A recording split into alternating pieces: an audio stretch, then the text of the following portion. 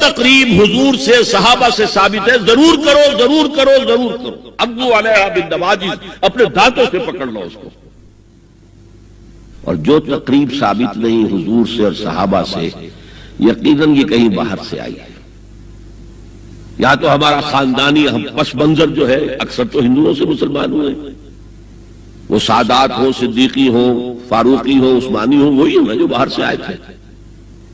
باقی تو اکثریت یہیں سے وہ اپنا ہندوانہ پس منظر لے کر آئے. تو جس کا ثبوت صحابہ کے دور میں نہیں، وہ یقیناً باہر سے آئی ہوئی چیز ہے. اس میں پھر سادگی نہیں، اس میں کمی نہیں، جڑ سے کاٹو. اس بنیاد پر ہم نے 5 فیصلے کیے، ذرا سن لیجئے آپ بھی. اگر آپ کوئی سوشل ورک کرنا چاہیں اس کو عام کریں. نمبر 1، نکاح مسجد میں. حدیث موجود ہے ترمذی شریف کی روایت، اعلنوا ھذا النکاح واجعلوہ فی المساجد. نکاح کا اعلان عام کیا کرو، مسجدوں میں منعقد کیا کرو. میں حیران ہوتا ہوں کیوں نہیں علماء کرام نے اس کی طرف توجہ دلائی.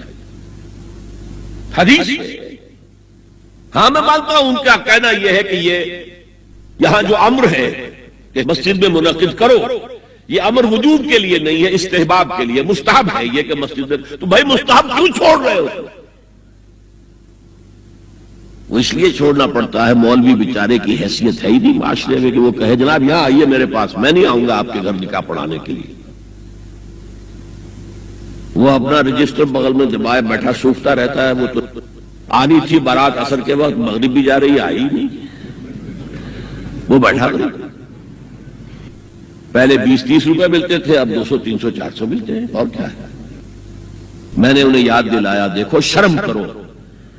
عیسائیوں نے آج تک اپنے چرچ کی اور اپنے پادری کی عزت یہ رکھی ہے کہ شہزادے اور شہزادی کی شادی ہوگی وہ بھی پادری چرچ میں آئی. شہزادے کی شادی ہو رہی ہے تو جو ان کی پارلیمنٹ کے ساتھ ہے چرچ، وہاں شادی ہوئی. وہاں پردہ نہیں ہے، لڑکا لڑکی دونوں آمنے سامنے کھڑے ہو کر قول و قرار کریں گے. ہمارے ہاں پردہ ہے تو اس لیے لڑکی کے گھر بھی جائیں گے تو لڑکی تو محفل میں نہیں آئے گی.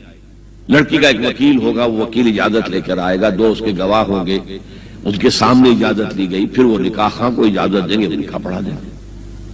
پہلی بات یہ ہو گئی کہ نکاح مسجد. نمبر 2، نکاح کے موقع پر کوئی دعوت طعام نہیں، کوئی ثابت نہیں. دعوت طعام صرف ایک ہے، وہ ولیمہ ہے.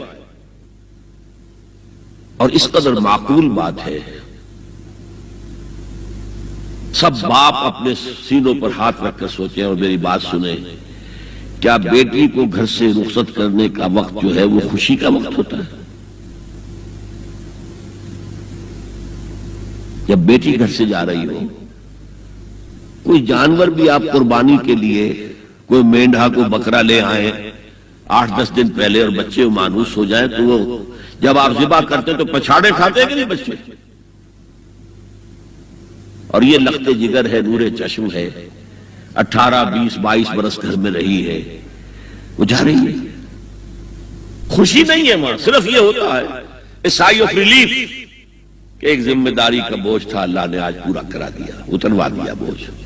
پھر بھی اندیشہ ہوتا ہے، پتہ نہیں مزاج ملے نہ ملے، نئے ماحول میں جا رہی ہے، وہاں جا کر ایڈجسٹ ہو یا نہ ہو، اندیشے پھر بھی ہوتے ہیں ذہن کے اندر. تو ان سے مرغ پلاؤ کھانا اور متنجن کھانا کوئی معقول بات نہیں ہے. معقول بات کیا ہے؟ لڑکا اس کا گھر آباد ہوا ہے، وہ ولیمہ کرے، اس پر باقاعدہ حدیث اولبو ولو بشاۃ، ولیمہ ضرور کرو چاہے ایک ہی بکری ہو تمہارے پاس، ذبح کرو، کاٹو، کھلاؤ گوشت اپنے دوستوں کو، احباب کو.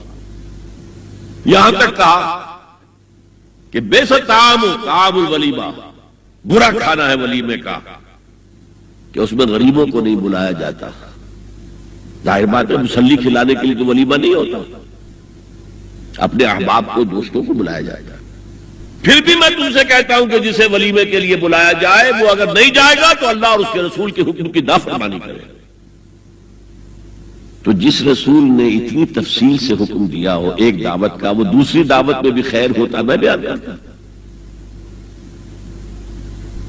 جب نکاح مسجد میں اور کوئی دعوت طعام نہیں تو بارات کا تصور خلاص. بارات کس بلا کا نام ہے؟ قرآن میں تو کوئی ذکر ہی نہیں، عربی میں یہ لفظ ہی نہیں. اجتماع طرفین مسجد میں ہوا، نکاح ہوا. لڑکی کو حضرت فاطمہ کو رضی اللہ تعالی عنہا کچھ خواتین جا کر چھوڑ آئی تھی اس حجرے میں جو ایک انصاری صحابی نے حضرت علی کو دیا تھا. ان کا تو کوئی گھر بھی نہیں تھا. کوئی حضرت علی آئے ہوں اور آ کر وداع کرا کے لے کے گئے ہوں، کچھ بھی نہیں. چوتھی چیز، جہیز کا کوئی تصور اسلام میں نہیں. خالص ہندوانہ رسم، خالص ہندوانہ رسم، خالص ہندوانہ رسم. ہندوؤں میں کیوں ہے؟ وہ اس لیے ہے، معقول بات ہے کہ لڑکی کا وراثت میں کوئی حصہ ہی نہیں. وہ تو جب گھر سے نکل رہی ہے کوئی دے دلا کے رخصت کر دو. دان دہیج یہ خیرات ہے، لڑکی کا حق کوئی نہیں ہے گھر پر. اسلام میں تو لڑکی وارث ہے. والد فوت ہوں گے وراثت تقسیم ہوگی، والدہ فوت ہوگی کوئی ان کی ہے ملکیت وہ تقسیم ہوگی. شادی کے موقع پر کوئی جہیز اسلام میں نہیں، قطعاً نہیں. غلطی سے حضرت فاطمہ کے جہیز کو جہیز کہہ دیا گیا. وہ جہیز کیا تھا؟ ایک پیسہ بھی حضور کے اپنی جیب سے نہیں تھا. اس شادی میں خاص بات کیا تھی کہ دولہا کے ولی بھی حضور ہی ہے. اور کون ہے؟ علی کا کون تھا مدینے میں؟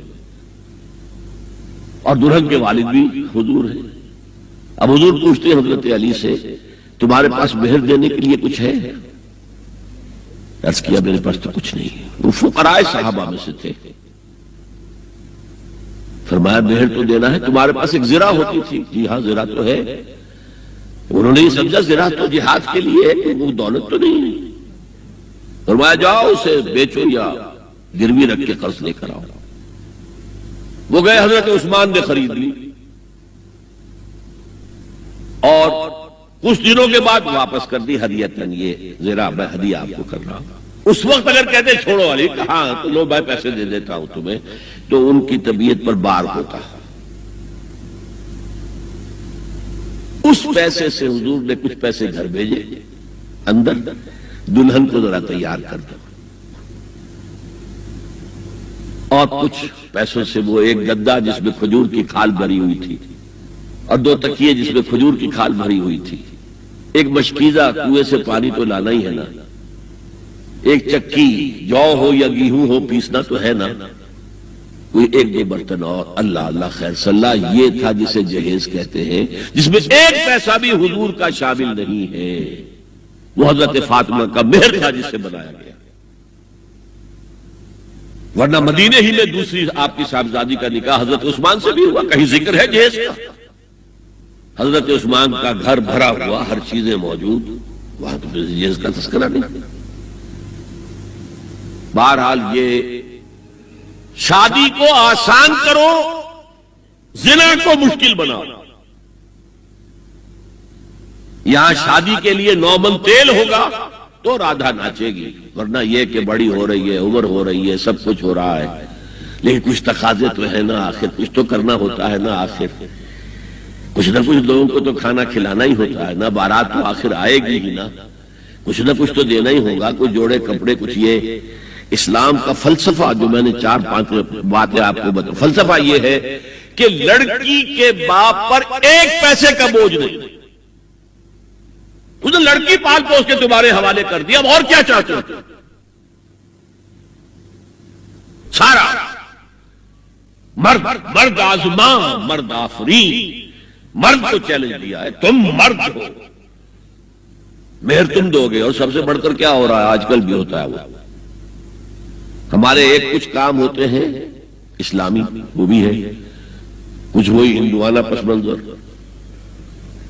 نکاح کی محفل میں چھوارے کون لے کے آتا ہے؟ جی لڑکے والے. اور پلاؤ کن سے کھاتے ہیں؟ بھائی جس کو تمہیں مرغ پلاؤ کھلا رہا ہے وہ چھوارے نہیں بانٹ سکتا تھا. یہ ہے اسلام اور غیر اسلام کا امتزاج. چھوارے لڑکے والے لے کر آئے گا. اور پھر دعوت اڑائیں گے لڑکی